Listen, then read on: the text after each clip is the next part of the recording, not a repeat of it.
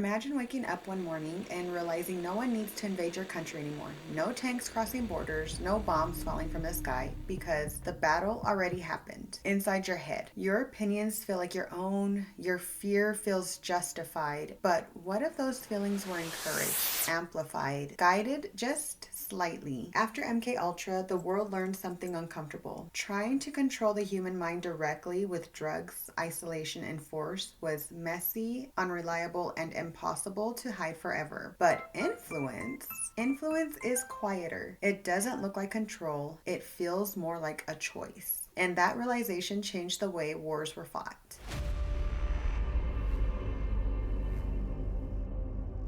Welcome back to Jess Curious. If you haven't already, please hit that subscribe button as it helps more curious minds find this show. This podcast is where we explore conspiracy theories, ancient mysteries, suppressed history, and unanswered questions. This isn't a show about telling you what to believe. It's a space for curiosity, for questioning narratives, for sitting with uncertainty instead of rushing to conclusions. I'm Jessica, and today's episode is a natural continuation of our last conversation. If MKUltra showed us how far governments were willing to go to experiment on the human mind, this episode asks a deeper question. What happened after they stopped experimenting? Because instead of trying to break minds, something more subtle emerged. A strategy that didn't require laboratories or consent forms or secret safe houses, just stories, signals, and belief. Tonight we're not talking about mind control experiments, we're talking about psychological warfare. The moment governments realized you don't have to break people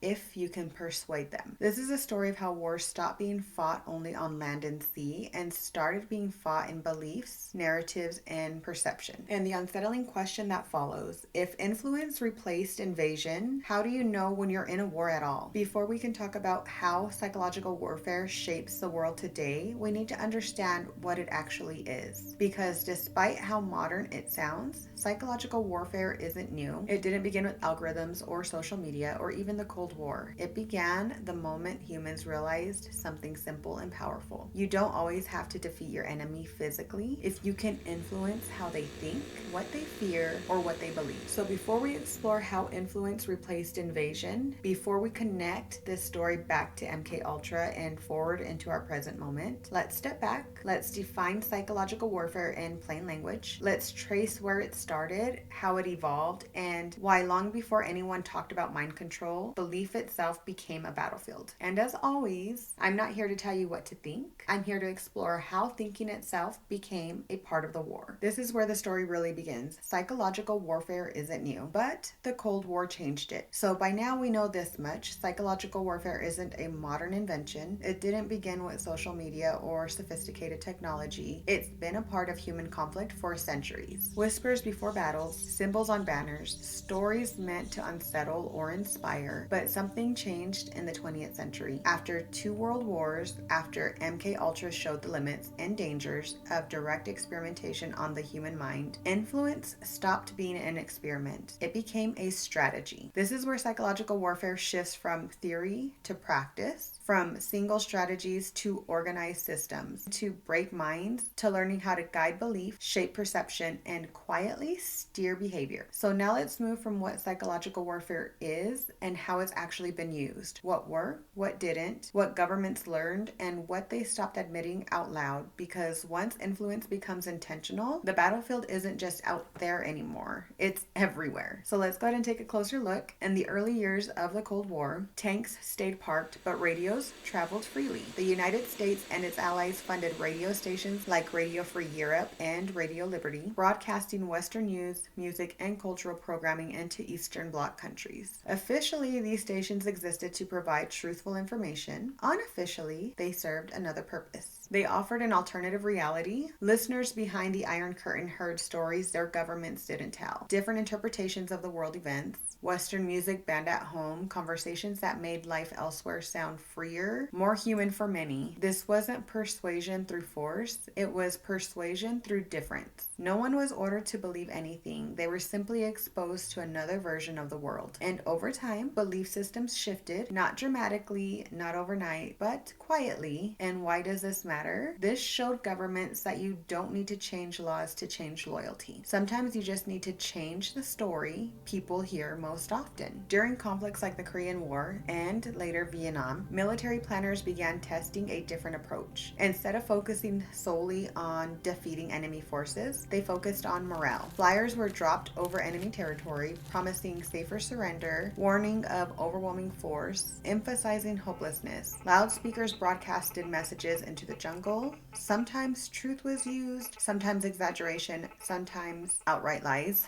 The goal wasn't to convince everyone, just enough. Enough doubt, enough fear, enough weakness. A soldier who lays down their weapon is more valuable than one who dies, at least strategically.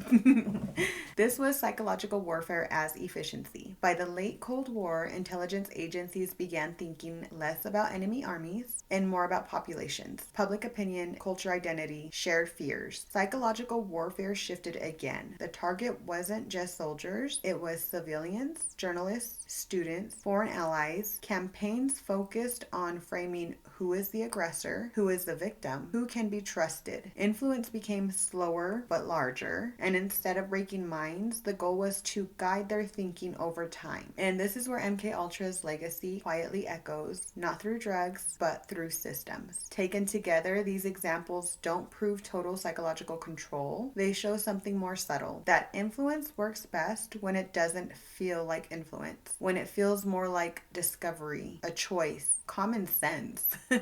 And when fear is high, fear of losing power, territory, or identity, ethical questions don't disappear, they get delayed, redefined, or quietly ignored. This is where psychological warfare stops being a tactic and starts becoming a philosophy. When you step back and look at all of this together, something becomes clear. Psychological warfare isn't about flipping a switch in someone's mind, it's about the environment. What information surrounds you? What voices do you hear most often? What feels familiar and what feels threatening? Over time, those things don't just inform us, they shape us. And that realization brings up an uncomfortable truth. Influence doesn't have to be obvious to be effective. It just has to be consistent. That's what this case study shows. Not a master plan, not perfect control, but a slow, quiet shaping of perception, especially during moments of fear. And once you recognize that pattern in history, it's hard not to notice echoes of it closer to home. Because today, influence doesn't travel mainly through flyers or shortwave radio. It travels through feeds, notifications, trends, algorithms. No one needs to tell you what to think. You're shown what to notice. And over time, that becomes your reality. Modern psychological influence doesn't feel like propaganda. It feels like personalization, like convenience, like someone finally understands you. And just like during the Cold War, it often arrives during moments of doubt, like elections, pandemics, social unrest, when fear is already loud, which raises the same question MKUltra did in a different form. When fear is amplified, how quietly do ethics step aside? This is a part of the episode where I want to slow everything down because psychological warfare, unlike bombs or borders, doesn't leave obvious wreckage. It leaves questions. And if MKUltra taught us anything, it's that the most unsettling moments in history aren't always the loud ones. They're the quiet decisions made behind closed doors, during moments of fear, when urgency starts to feel more important than ethics. What we've explored tonight doesn't point to a single villain. There's no master switch, no perfect system, no proof that anyone can fully control the human mind. But there is a pattern. When people are afraid of enemies, of uncertainty, of losing control, the idea of influence becomes tempting. And maybe that's the hardest part to sit with, because influence doesn't announce itself as manipulation. It arrives as guidance, as protection, as information you should probably know. So I want to ask you honestly, how often do we question why certain stories reach us while others never do? How often do we confuse repetition with truth? And how often do we assume our beliefs are entirely self-made without considering the environment they grew in? Now, this is important. None of that means you're powerless. History actually shows the opposite. Psychological warfare only works when people stop questioning, when curiosity shuts down, when skepticism disappears, and you're here listening, which tells me you're already resisting the easiest form of influence there is, accepting beliefs without questioning them. I don't want you to leave this episode suspicious of everything. That kind of thinking can also be just as deceiving. What I do hope you leave with is awareness. The ability to pause, to notice emotional reactions, to ask yourself, why does this make me feel afraid, angry, or certain? Because awareness doesn't eliminate influence, but it changes your relationship with it. And maybe that's a quiet antidote to psychological warfare. Not control, not certainty, but curiosity. So I'd really love to hear from you. Do you think influence is unavoidable in modern life? Where do you draw the line between persuasion and manipulation? And when fear gets loud, who do you think should be responsible for protecting ethics? You can message me, comment on the episode, share your thoughts, even if you disagree,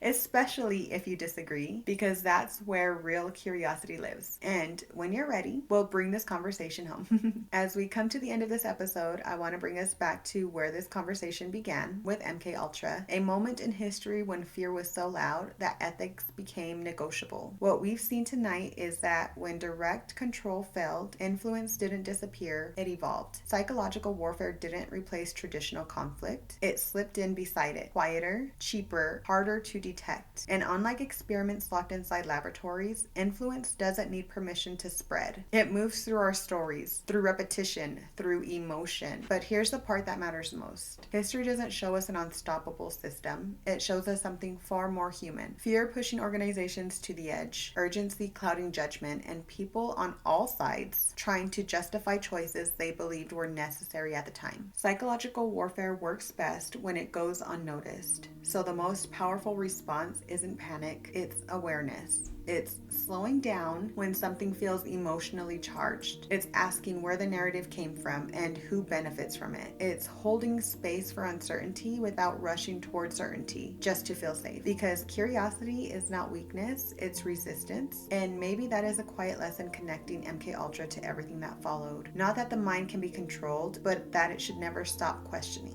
So stay tuned for the next episode. Stay curious, stay grounded, and don't underestimate the power of simply noticing. I'll leave you with this quote: if you tell a lie big enough and keep repeating it, people will eventually come to believe it. That quote is often attributed to Joseph Goebbels. Stay curious, not furious. Bye.